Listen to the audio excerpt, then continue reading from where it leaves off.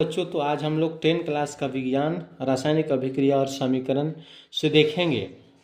आज जो हम लोग देखेंगे इस पाठ से जो भी चित्रात्मक प्रश्न जो होता है उसका हल करेंगे बेटा। चित्रात्मक प्रश्न का हल करेंगे। तो पहला जो प्रश्न है काफ़ी इम्पोर्टेंट है, बार बार पूछा जाता है। सूर्य के प्रकाश में धातु क्लोराइड, कहता है सूर्य के प्रकाश में धातु का क्लोराइड धूसर रंग की एक धातु बनाता है।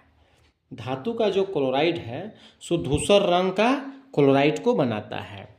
चित्र में इस क्रिया को दिखाया गया है। चित्र यहाँ पर दिया है, चित्र में ये क्रिया दिखाया गया है। पहला ए नंबर में ए तथा बी को नामांकन करना है। ए और बी को नामांकित करना है। देखिए ए और बी यहाँ पर दिया गया है नीचे का चित्र में बेटा।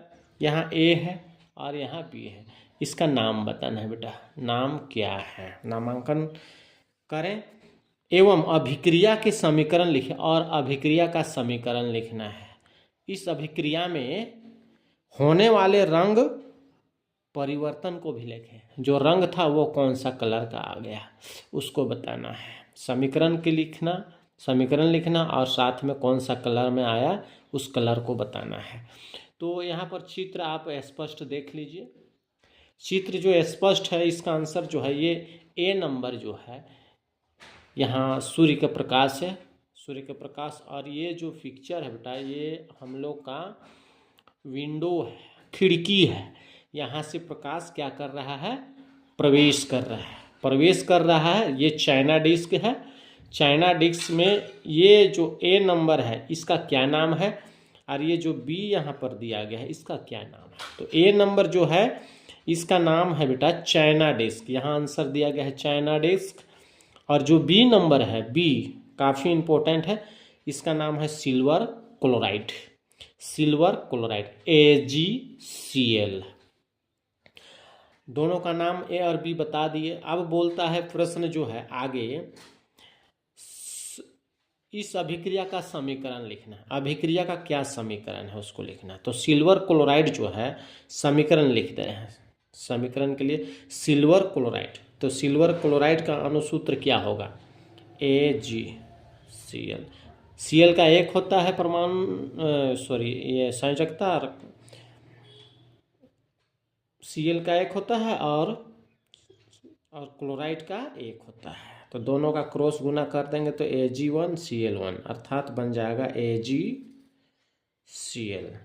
अब इसके साथ ये जो अभिक्रिया है किसके साथ कर रहा है, ये रिएक्शन हो रहा है सूर्य के प्रकाश के साथ। सनलाइट लिखेंगे, सनलाइट, सनलाइट में अभिक्रिया हो रहा है तो क्या बनेगा, AgCl जो है सिल्वर और क्लोराइड में अलग हो जाएगा तो बन जाएगा Ag+Cl2। अब देखेंगे यहाँ क्लोरीन 2 है और इधर सिल्वर एक ही है, तो क्लोरीन इधर 2 है तो इधर क्लोरीन 2 करेंगे। तो क्लोरीन यहाँ 2 कर देंगे तो यहाँ पर नहीं लिख के इसके आगे लिखते हैं। तो चपेट में क्या आ गया मेरा, सिल्वर भी, यानी सिल्वर का भी 2 हो गया बेटा। तो इधर भी सिल्वर का 2 कर देंगे। अब देखते हैं इधर का Ag कितना है, परमाणु 2 है। क्लोराइड का कितना है, इसमें भी 2 है। इधर देखेंगे Ag का कितना है, परमाणु 2। क्लोरीन का कितना है, 2। तो इस तरह से समीकरण बिल्कुल संतुलित हो गया। अगला जो प्रश्न है उसको देखते हैं। अगला प्रश्न में ये भी चित्रात्मक प्रश्न, ये भी इम्पोर्टेंट है। ये भी एक आध बार आ चुका है, एक बार 2-3 बार आ चुका है। इसमें देखते हैं, किसी दानेदार धातु से सल्फ्यूरिक अम्ल के किसी रूप से अभिक्रिया कराई गई।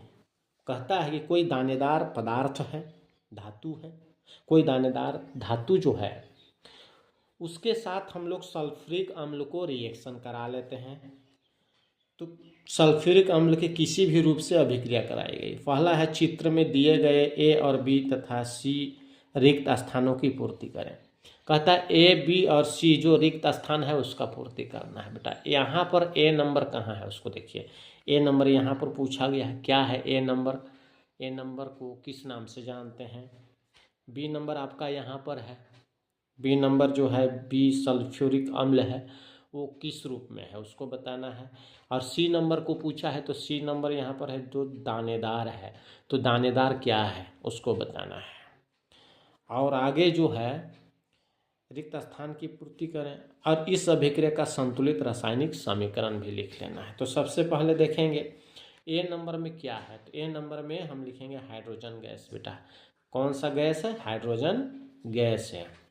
दूसरा बी नंबर में क्या है? सल्फ्यूरिक अम्ल है, लेकिन सल्फ्यूरिक अम्ल कैसा है? तो लिखेंगे तनु है, तनु है। तनु मतलब जिसमें अम्ल कम और जल की मात्रा ज़्यादा है, वो तनु कहलाता है, तनु है।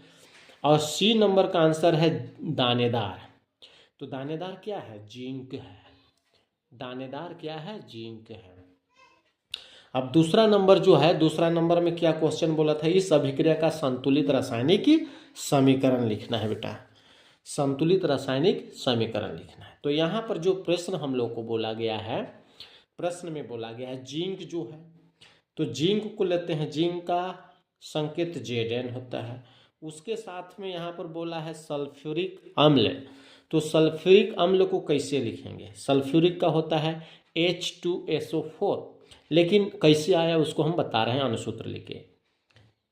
हाइड्रोजन और SO4 सल्फेट से रिएक्शन कराते हैं, हाइड्रोजन और सल्फेट से बेटा। तो हाइड्रोजन का संयोजकता 1 है, सल्फेट का 2 है, लेकिन कैसे होता है इसका नीचे 2 लिख के हम देख देते हैं कैसे होता है। लिखेंगे S+O। सल्फर का अंतिम कक्षा में 6 होता है और ऑक्सीजन का अंतिम कक्षा में 2 होता है, तो 6 2 8 हो गया। 8 में हम 6 2 8 हो गया, 8 को हम क्या कर देंगे? तोड़ देंगे, 2 और 6 हो जाएगा। अंतिम में जब 6 है तो 6 को 8 से घटा देंगे अष्टक सिद्धांत के अनुसार, तो 2 आ गया। तो यही 2 हम लोग का क्या बन जाता है बेटा? संयोजकता बन जाता है। यही जो 2 आया वही SO4 का संयोजकता हो गया। अब क्या करेंगे? क्रॉस गुना करेंगे बेटा।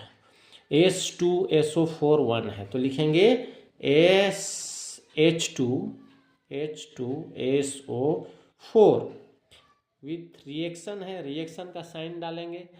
अब रिएक्शन के बाद क्या बनता है थोड़ा सा देखते हैं। ये माइनस है, ये प्लस है, ये प्लस है, तो प्लस जो है प्लस से मिलेगा नहीं, प्लस माइनस से मिलेगा बेटा, प्लस माइनस से। तो बनेगा क्या? Zinc sulphate. तो अनुसूत्र लिखेंगे Zn, सल्फेट का SO4 होता है, इसका संयोजकता 2, जैसे हम यहाँ पर समझाए आप लोग को बिल्कुल समझ में आ गया होगा किस तरह से निकालते हैं संयोजकता। और जिंक का संयोजकता 2 होता है, क्रॉस गुना करेंगे तो Zn2SO4 का होल टॉइस, तो दोनों 2 2 कट जाएगा, तो बनेगा ZnSO4 प्लस क्या बचा? H, तो लिखेंगे H, केवल नहीं H2 होता है। तो इस तरह से हम लोग का समीकरण जो है सो बन के रेडी हो गया।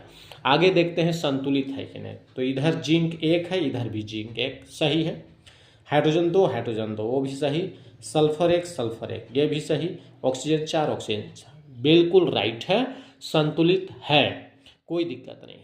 आपको समझ में आया?